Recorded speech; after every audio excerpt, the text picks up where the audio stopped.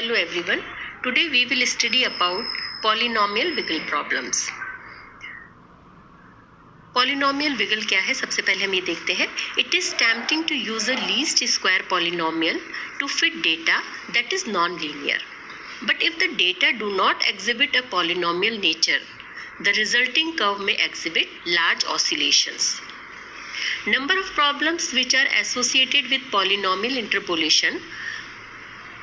These are given the rather numerous name polynomial wiggle, which suggests the effects of the interpolating polynomials. Smooth non polynomial curves के लिए cubic splines interpolation better है as compare to polynomial interpolation. क्यों? क्योंकि polynomial interpolation में wiggle होता है knots के बीच में, इसीलिए इसी को हम पॉलिनोमियल विगल प्रॉब्लम कहते हैं. विगल प्रॉब्लम सजेस्ट करता है कि हम लो ऑर्डर पॉलिनोमियल इंटरपोलेशन का यूज करें बजाय जो डेटा सेट का सबसेट है उसके. Means for a smooth non polynomial curve cubic splines interpolation is better than polynomial interpolation because polynomial interpolation is prone to wiggle between knots, which is the well-known polynomial wiggle problem. The wiggle problem suggests that we use low-order polynomial interpolation over subset of the data set. This is referred to as a piecewise polynomial interpolation. अब हम देखते हैं polynomial regression. देखो कुछ problem होती है जो कि पॉलिनोमियल रिग्रेशन में ही होती है और उन सबको कंट्रोल करने की कुछ अप्रोचेस हैं, जैसे नॉन लीनियर बायस, पॉलिनोमियल विगल, एक्सप्लोसिव बिहेवियर. ये सारी अप्रोचेस हैं. अगर एक जैसे पॉलिनोमियल विगल में हम देखते हैं कि अगर एक सेट ऑफ डेटा जिसमें नॉइस है, ठीक है, उसको अगर हम एक पॉलिनोमियल में फिट करें जिसमें कुछ डिग्री ऑफ फ्रीडम है, तो जो रिजल्टिंग पॉलिनोमियल बनेगा उसमें जो एरर्स होगी वो हमारा जो सेट ऑफ डेटा था उससे ज़्यादा एरर होगी. इस सिचुएशन को पॉलिनोमियल विगल कहते हैं. और जो एक्सट्रीम केस है इंटरपोलेशन, उसमें पॉलिनोमियल में उतने ही पैरामीटर होते हैं जितने डेटा में थे. यानी if a set of data containing noise is fit to a polynomial with too few degrees of freedom, the resulting polynomial can produce errors much greater than those of the data. Clear? This situation is called polynomial wiggle. The extreme case is interpolation, in which there are as many parameters in the polynomial as there are data. अब जो हम basic introduction पढ़ते हैं उसमें MPR, that the degree of freedom DF is equal to number of data points N minus number of parameters P, ये होता है. यानी DF is equal to N minus P. Thus interpolation वो situation है जिसमें DF इज इक्वल टू 0 होगा. ठीक है. Means recall from the basic introduction to MPR that the degree of freedom DF is equal to the number of data points N minus the number of parameters P, means DF is equal to N minus P. Thus, interpolation is the situation in which DF is equal to 0. Clear? अब हम देखते हैं कि लो degree of freedom तब Dzire कर सकते हैं जब नॉइस कम हो.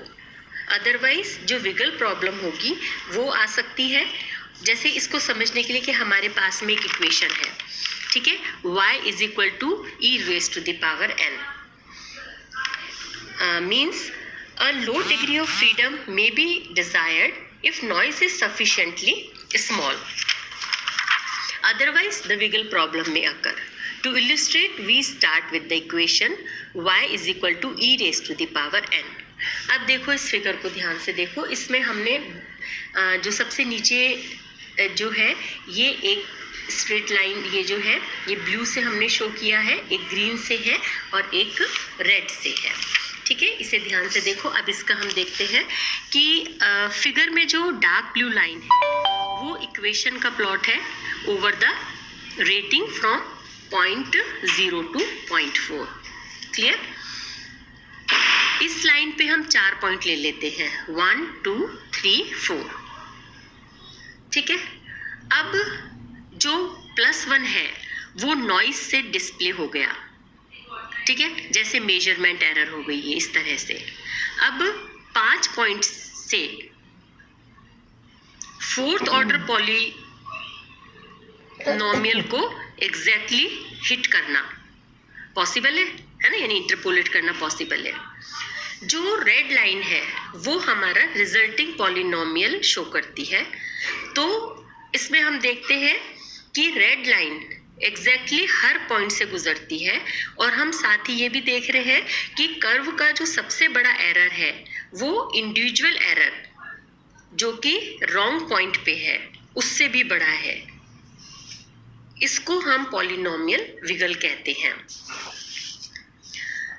इसमें देखो, इसको दोबारा से समझो। The data blue line is the plot of the equation over the range from 0.0 to 0.4। Next, we picked 4 points along the line plus 1 that is displayed by noise, जैसे measurement error. With 5 points, it is possible to exactly fit, यानी interpolate a 4th order polynomial. The red line shows the resulting polynomial. We notice that it goes through each point exactly. We can see that the largest error in the curve is greater than the individual error at the one wrong point. This is polynomial wiggle. This problem can be minimized by ensuring that there are adequate degrees of freedom. If we fit the same 5 points using a quadratic polynomial, we obtain the model shown by the given line. Although the model no longer fits the 4 good points exactly, the overall fit is much improved. A quadratic model has 3 parameters, so the degree of freedom in this example is 5 minus 3 is equal to 2. A related control measure is to keep the maximum exponent, say 2 or 3. यानी इस problem को हम minimise कर सकते हैं ये ensure करके कि there are adequate degrees of freedom.